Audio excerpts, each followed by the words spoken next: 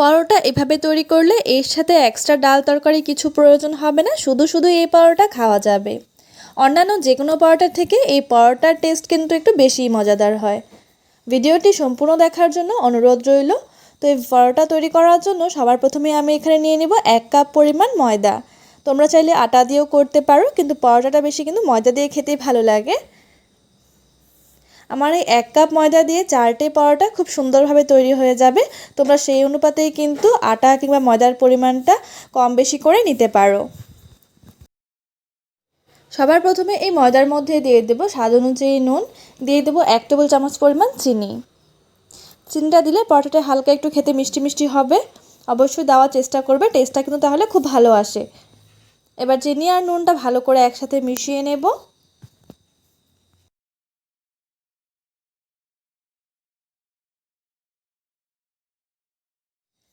তারপর এর মধ্যে দিয়ে দেব 2 থেকে 3 টেবিল চামচ পরিমাণ সাদা তেল।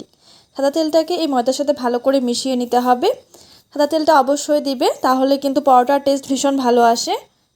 ময়াম ছাড়া কিন্তু পরোটার টেস্ট এতটা ভালো লাগে না। একদম রেস্টুরেন্ট কিংবা হোটেলের স্টাইলে পরোটা খেতে চাইলে অবশ্যই কিন্তু তোমাদের এই ময়ামটা ব্যবহার করতে হবে।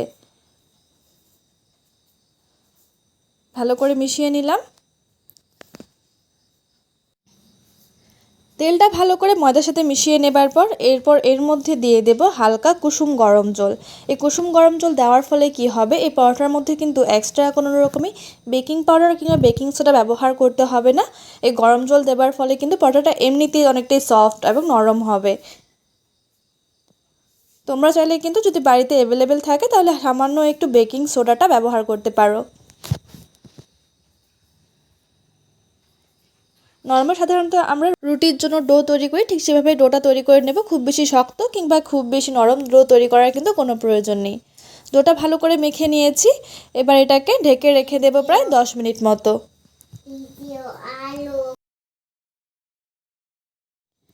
তারপর অন্যদিকে আমি এখানে 2টো ডিম নিয়ে নিচ্ছি। তোমরা ডিমের পরিমাণটা কম বেশি করে নিতে পারো। দিয়ে দেবো খুবই সামান্য পরিমাণে একটু নুন, আর ঝালের জন্য একটু কাঁচা লঙ্কা কুচি দিয়ে দিচ্ছি। তোমরা চাইলে এখানে পেঁয়াজ কুচিও ব্যবহার করতে পারো। পেঁয়াজ কুচি বা যে কোনো ধরনের পছন্দ অনুযায়ী সবজিও কিন্তু দিতে পারবে, খুব মিহি করে কেটে নিয়ে। এবার ভালো করে ডিমটাকে ফেটিয়ে নেব।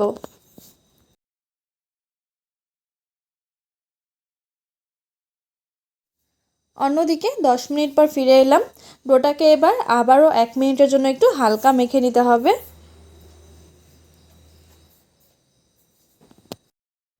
ডোটা হালকা মেখে নেবার পর এবার এটা থেকে ছোট ছোট করে 4টে লেচি কেটে নেব।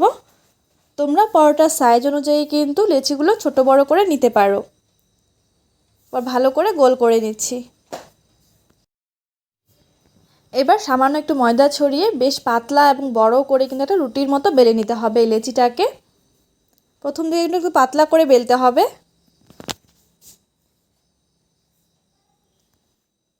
রুটিটাকে পাতলা করে বেলে নিয়েছি। এবার এর মধ্যে দিয়ে দেবো খুবই সামান্য পরিমাণ একটু সাদা তেল।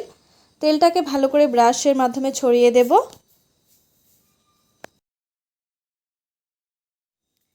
তেলটা ব্রাশ করে নেবার পর সামান্য একটু ময়দা ছড়িয়ে হাতের মাধ্যমে এবার ছড়িয়ে দেব। তারপর একটা ছুরির মাধ্যমে এভাবে হালকা একটু কেটে দিতে হবে মাঝখান দিয়ে। মাঝখানে কেটে এভাবে রোল করে নেব।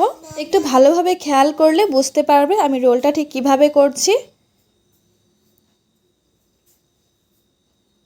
এভাবে পুরো রুটিটাকেই রোল করে নেব।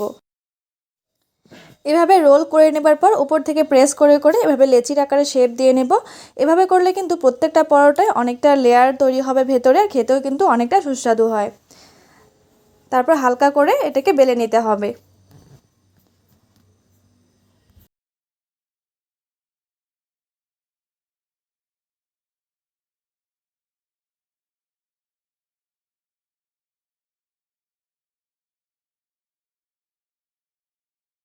এবার এক এক করে পরোটাগুলোকে ভেজে নেব। প্রথম দিকে পরোটাটা ভাজার সময় কিন্তু কোনো রকমের তেল দেওয়ার প্রয়োজন নেই।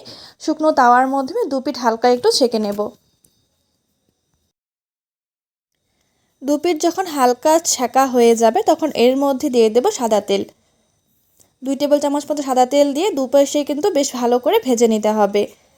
তেলটা দেবার সাথে সাথেই কিন্তু পরোটাগুলো অনেকটাই ফুলে উঠবে। তো তোমরা দেখতেই পারছো কোনো রকম বেকিং সোডা ছাড়াই কিন্তু পরোটাটা অনেকটাই ফুলকো ফুলকো এবং নরম তৈরি হবে। এভাবে দু পিঠ যখন ভালো করে হালকা ভাজা হয়ে যাবে এবং ফুলে ফুলে উঠবে, তখন একটা ছুরির মাধ্যমে এর ফোলা অংশটার মধ্যে ছিদ্র করে দেব।